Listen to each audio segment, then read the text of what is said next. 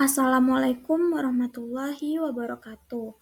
Perkenalkan, nama saya Giza Rodatul Janah dengan NPM 222905131, mahasiswi program studi farmasi Fakultas Farmasi Universitas Cut Nyak Dien Medan. Pada kesempatan kali ini, saya akan membahas mengenai aspek operasional CDOB atau cara distribusi obat yang baik. Nah, sebelum kita membahas tentang aspek operasional dalam CDOB, pastinya kita harus mengetahui apa itu CDOB. Menurut Peraturan BPOM Nomor 9 Tahun 2019 tentang Pedoman Teknis CDOB, CDOB atau cara distribusi obat yang baik adalah cara distribusi atau penyaluran obat dan atau bahan obat yang bertujuan untuk memastikan mutu sepanjang jalur distribusi atau penyaluran sesuai dengan persyaratan dan tujuan penggunaannya. Nah, ada 12 aspek dalam CDOB. Yang pertama, manajemen mutu. Yang kedua, organisasi, manajemen dan personalia. Yang ketiga, bangunan dan peralatan. Yang keempat, ada operasional. Yang kelima, inspeksi diri.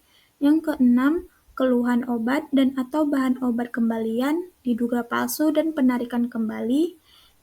Yang ketujuh, ada transportasi. Yang kedelapan, ada fasilitas distribusi berdasarkan kontrak.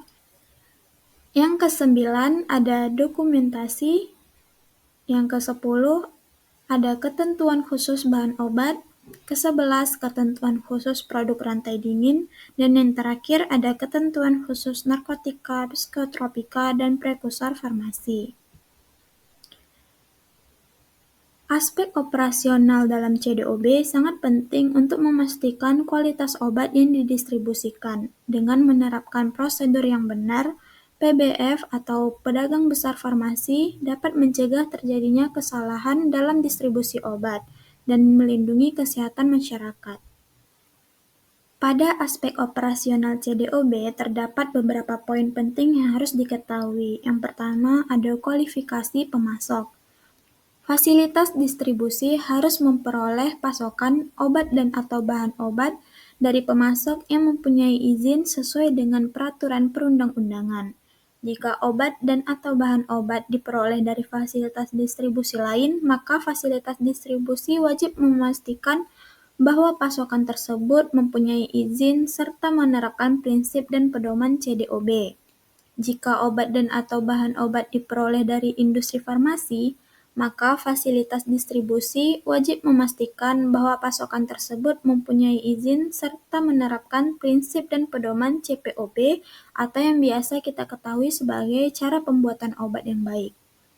Jika bahan obat diperoleh dari industri non-farmasi yang memproduksi bahan obat dengan standar mutu farmasi, maka fasilitas distribusi wajib memastikan bahwa pasokan tersebut mempunyai izin serta menerapkan prinsip CPOB.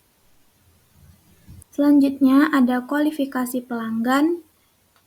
Fasilitas distribusi harus memastikan bahwa obat dan atau bahan obat hanya disalurkan kepada pihak yang berhak atau berwenang untuk menyerahkan obat ke masyarakat. Pemeriksaan dan pemeriksaan ulang secara berkala dapat mencakupi tetapi tidak terbatas pada permintaan salinan surat izin pelanggan.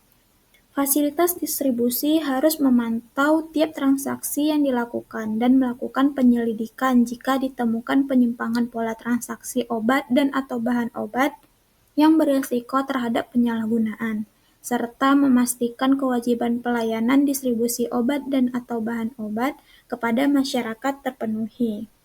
Selanjutnya ada penerimaan. Untuk memastikan bahwa kiriman obat dan atau bahan obat yang diterima benar berasal dari pemasok yang disetujui, tidak rusak dan tidak mengalami perubahan selama transportasi.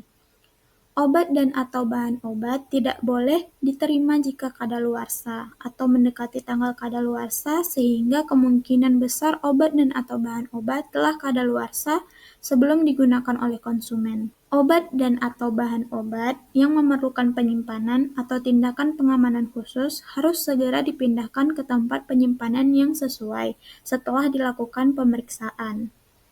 Selanjutnya, masih pada penerimaan, Nomor batch dan tanggal kadaluarsa obat dan atau bahan obat harus dicatat pada saat penerimaan untuk mempermudah penelusuran.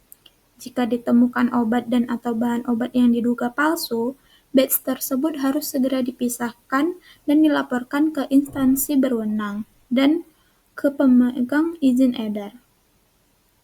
Selanjutnya, pengiriman obat dan atau bahan obat yang diterima dari sarana transportasi harus diperiksa sebagai bentuk verifikasi terhadap keutuhan kontainer atau sistem penutup, fisik dan fitur kemasan serta label kemasan.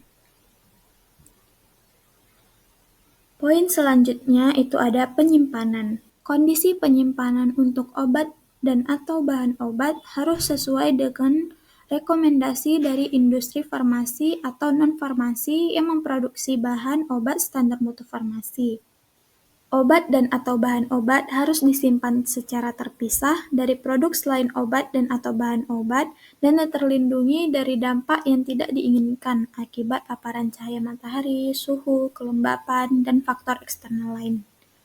Harus diambil langkah-langkah untuk memastikan rotasi stok sesuai dengan tanggal kadaluarsa obat dan atau bahan obat mengikuti kaidah first expired, first out atau FIFO.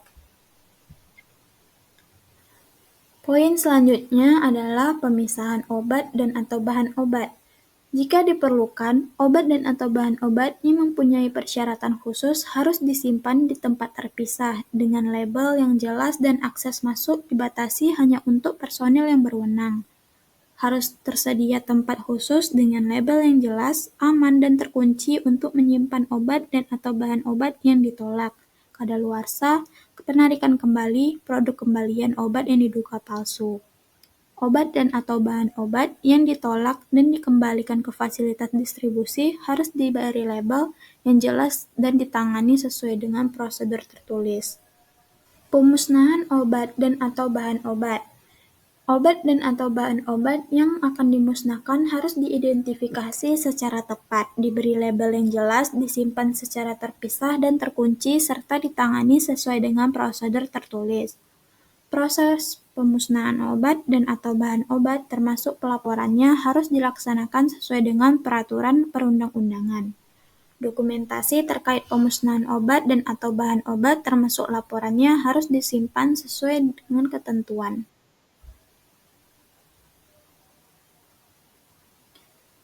Poin selanjutnya ada pengembalian.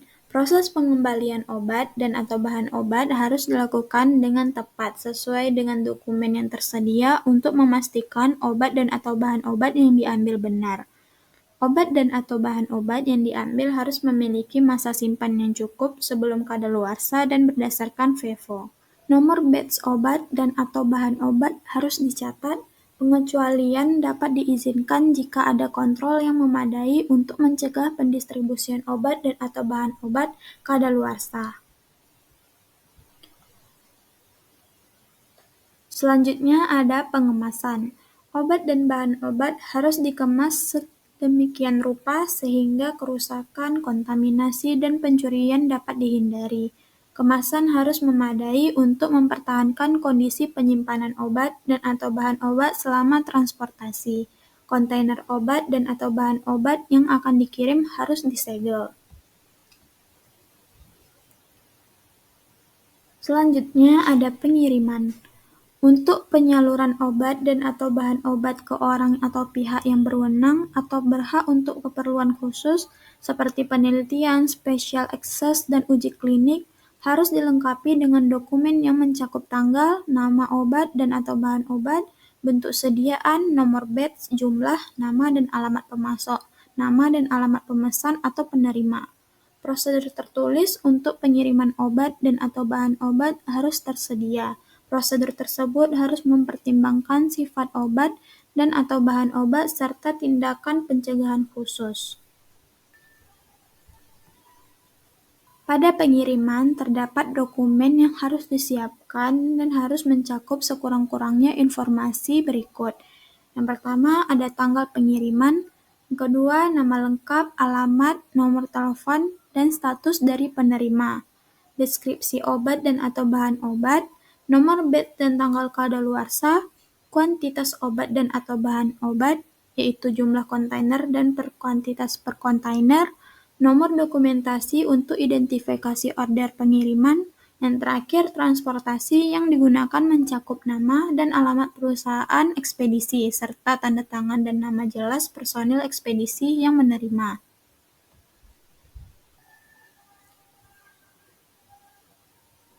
Poin yang terakhir ada ekspor dan impor. Ekspor obat dan atau bahan obat dapat dilakukan oleh fasilitas distribusi yang memiliki izin. Pengadaan obat dan atau bahan obat melalui importasi dilaksanakan sesuai peraturan perundang-undangan. Importir harus memastikan bahwa obat dan atau bahan obat ditangani sesuai dengan persyaratan penyimpanan pada saat di pelabuhan masuk agar terhindar dari kerusakan.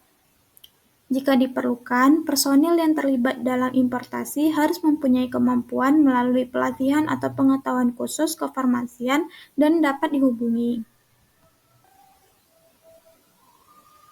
Kesimpulan yang bisa kita ambil mengenai aspek operasional dalam CDOB adalah aspek operasional dalam CDOB sangat penting untuk memastikan kelancaran dan kualitas distribusi obat. Dengan menerapkan prinsip-prinsip CDOB, pedagang besar farmasi dapat memberikan kontribusi yang signifikan dalam menjaga kesehatan masyarakat. Dan pentingnya menerapkan CDOB adalah untuk melindungi konsumen, mencegah peredaran obat palsu, dan meningkatkan kepercayaan publik.